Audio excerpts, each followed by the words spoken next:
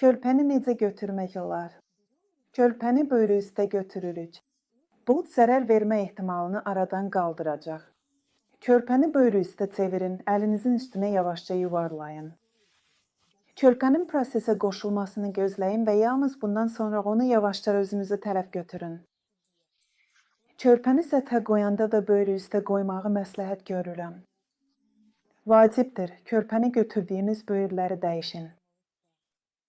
Əgər körpədə hələ də hipertonus qalıbsa, sizə Əbu-Taya adlanan əladaşıma pozası kömək edəcək. Bu pozada biz körpəni arxası ilə özümüzə sıxırıq, ayaqlarını isə qarnına doğru qaldırırıq. Yeri gəlmişkən bu poza qazların çıxmasına da kömək edir. Təhlükəsizliyi unutmayaq.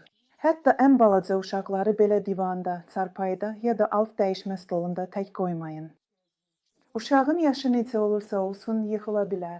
Uşağı qucaqda tutanda çalışın başqa işlərlə məşğul olmayın. Ağır əşyalar daşımayın, isti içkilərlə dolu fincanları tutmayın. Bütün bunlar körpə üçün təhlükəli ola bilər.